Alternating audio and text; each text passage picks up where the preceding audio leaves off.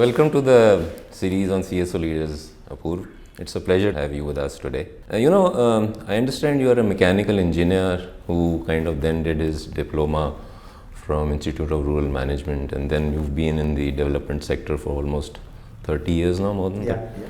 So what was the inspiration for you to kind of join this so early? Is there something that sparked up the thought? Yeah, I think a few things must have been what we call subliminal. Mm-hmm. So, see, my dad, mom, both were in the education sector. My grandfather was also a freedom fighter on both sides, my mom's dad and my dad's dad. So, there was that environment. After I did my engineering, I'd got this job at what is it called? Blue Star sort of stuff. It was this air conditioning thing. But meanwhile, I had read this article, just flipping through articles, and I read this article on Kurian in Reader's Digest or something. Kurian, I thought, had a middle path, is that, yes, power to the people, but enterprise, wealth creation, and ownership of institutions in the hands of people, and they are wealth creating institutions. So I thought that makes some sense to me. Then I went to these villages and I saw these cooperatives, and I thought, no, this is a good thing. They are onto a good thing. Something's working here. So this was before IRMA or after? Before IRMA. So this was like in the final year engineering, while you were at a break. So I'd gone that. Then you think, yeah, it's there, but you come back and you get into Blue Stars type of thing. I was the only guy from my college who ever thought of IRMA. Most of the guys thought it was Nirma, so they said, okay, Nirma is not a bad deal. So he said, fine. And so then IRMA then changes you, because then suddenly from an urban, background, you go to villages, stay for a long time in villages. And I was in MP, which is now Chhattisgarh, Raipur area, and there was fairly abject poverty there. So this was during your IRMA days. During my IRMA days, and that sort of changes everything actually. Whatever you take for granted, it changes what you think very, superficially about things like monsoon. Mm-hmm. You think, monsoon, great. You're a kid, it's a holiday. When you're older, it's a nuisance. That's the way you think of monsoon. That's all it is. And then you go there and they say, oh, this whole village is just waiting for this monsoon. And you see their eyes and you see the hope, and you think, you never thought of monsoon this way, and then you never thought of most things this way, and then you change. So I think that sort of so what got me into IRMA was part of the parental influence, and this in a way, this sort of accident of going and reading this article, and then what kept me there is this a couple of years and a lot of field visits at IRMA. I think that kept me. Yeah, and you've been there for what 30 years. 30 years now. So how would you kind of describe your journey? I mean, what were some of your early kind of experiences? You see, one thing when I went there, and my dad, and other people, you read up stuff because you're sort of you're fond of reading, so you read up a lot of stuff. So I went through these plant documents, the initial plant documents. My dad said, you're saying that nothing's happening. Read those plant documents. Those guys had thought it through. Mm-hmm. So I went through, and they're brilliant documents actually, brilliant. I mean, and then you felt these guys are bright, passionate, intellectual, some of the best minds of the country, and yet there's nothing on the ground. I mean, there's this beautiful romantic idea of what India will be, and then you go to these villages and there's like nothing. Mm-hmm.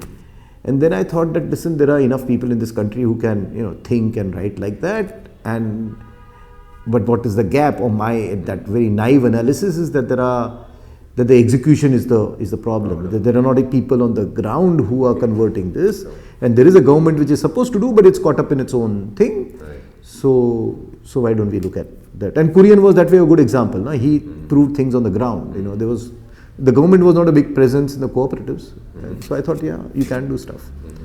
So that's how I entered that, with the spirit of doing. That time KRSP had just started. So they were there and they were in field areas. So I used to go and meet them. And I thought this was a lot of fun. I mean, largely, in those days, life in development was much more what we call you are left to yourself. I mean, you are given this group of people, you are there, there are those villages, and You have the freedom to kind of. just go and do something, which makes sense. Okay. And so I said, yeah. So that's how I joined Kerala. So I joined in a place called Veraval. It's on the coast of Gujarat. And when I joined, unfortunately, there was the drought of the century. So 86, 87, 88 were 3 continuous years of drought. And so my first field visits were very traumatic because I saw cattle dying, people selling off jewelry to pay for fodder, to feed the cattle which they had, no water anywhere. And I learnt a lot. I spent a lot of time at that time understanding this, the impact of drought, and I realized that again, there's a value system which is, logically, why should you sell off jewelry to buy fodder for cattle which is currently not giving you any yield, and may actually the probability of that, if there is another year of drought, forget the jewelry, it's not going to survive. And yet these people were doing it without, and they told me, I asked this old lady and I said, why are you doing this? It doesn't make sense to me. And he says, you won't understand, but suppose you had you had a mother, and she'd served you all your life and she'd taken care of you, and then she's ill, and she's not going to be very useful at 70. So what would you do? You'll sort of leave her to, what would you do? I said, no, that's a different case. He said, no, it's not a different case. It's the same thing. It's these cattle have been, our livelihoods have depended on them. And therefore, when they are in trouble, we have to do the best we can. So you've been through some of these experiences, I'm sure, more of these, but you still mention that, you seem to have fun and enjoying what you are doing. How do you kind of reconcile that? Is there a contradiction there? Or? No, I actually believe that there's nothing, that's my philosophy. I believe that you cannot do anything too long in life if you're not enjoying it. You can't make your work. Actually, the one reality is that, even if you are very dead serious and gloomy and all that stuff because of the poverty, they are having fun. Okay. So, we used to go and spend Holi in villages. Right. And it was a ball. You enjoyed it. And they were enjoying it. Drought, no drought, whatever. They were enjoying the festivals. They were enjoying.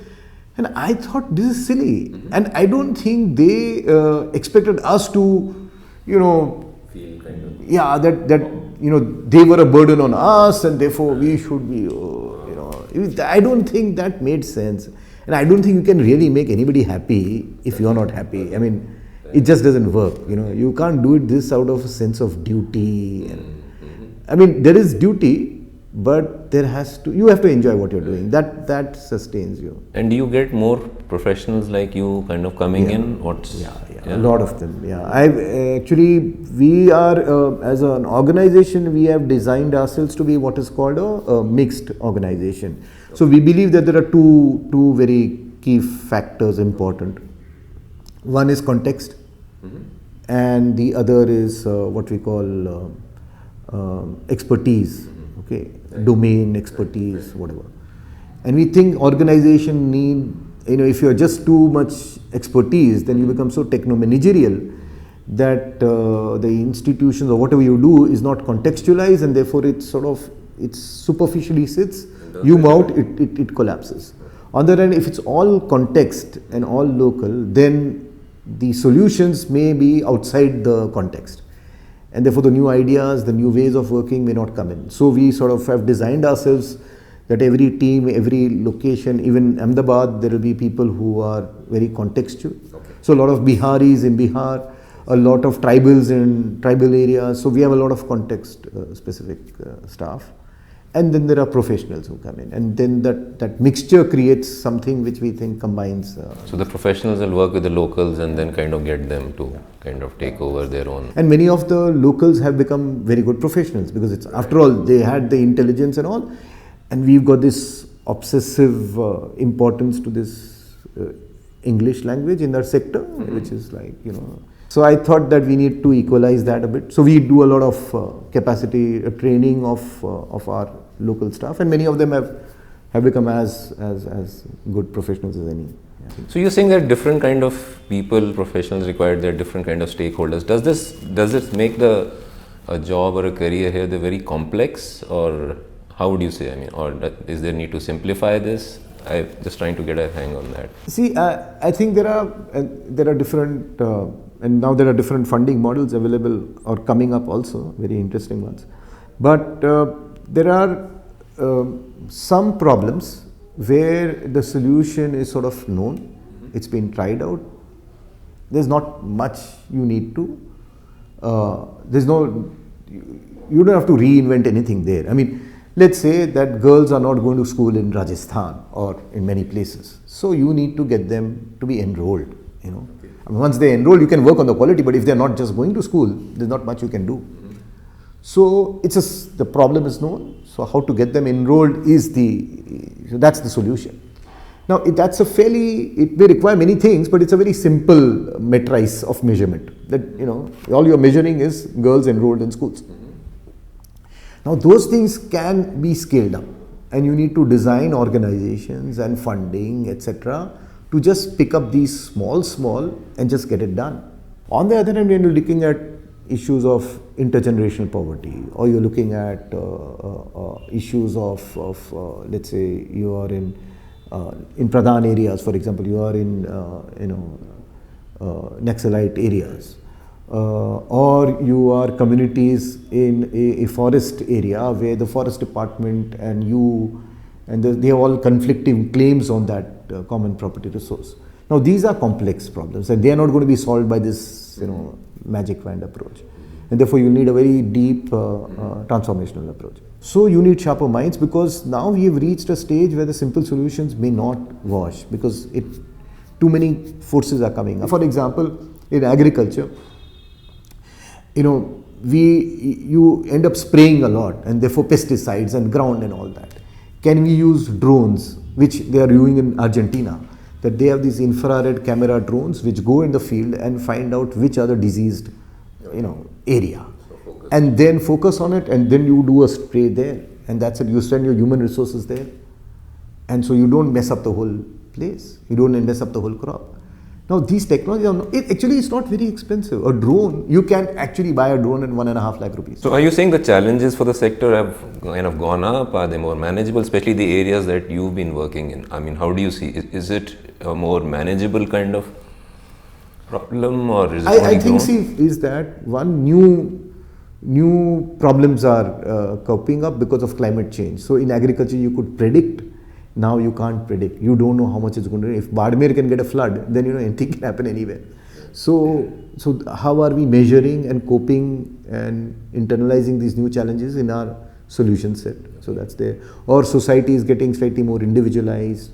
That's also a challenge. The political what we call interface with the community is increasing thanks to social media. So political, I mean that everybody now has opinions, then they are very, very strong opinions. Many of these opinions are very, very divisive. So here you are trying to create a collective and a united collective, and there are enough forces all around which are not very happy with that idea, because they don't, whatever reasons, political or otherwise. So these are the new challenges which have emerged, both socially, environmentally, economically, the new challenges. What are the qualities required for a person? I mean, with your kind of experience like this, what are the qualities for an individual to be in this sector, and if he wants to kind of make an impact and impact at scale, as you're mentioning?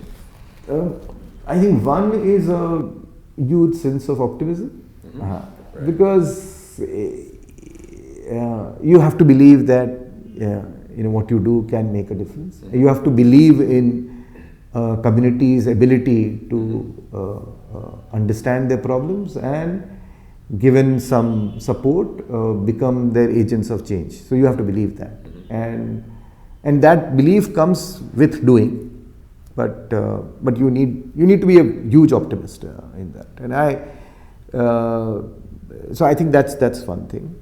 The second thing is, therefore, to sustain this optimism, you need some passion. you need to get a kick out of it. The third, of course, is perseverance, because you are a small player, and let's be humble about it. The state is huge, everything is huge. You are this tiny character trying to make a difference. So you have to be. You have to basically believe that, listen, what I lack in numbers, I make up in just being there and there and there, and and that's perseverance. I believe that you need to be very generous, as more as a leader, but more, as a person, is you have to, because see, you want to get many people involved with you. Na? You are alone not going to make too much of it. So you need many players along, the government, the community, the sarpanch, the MLA, the corporate. You want the whole jing bang lot to be there, because it's a difficult thing.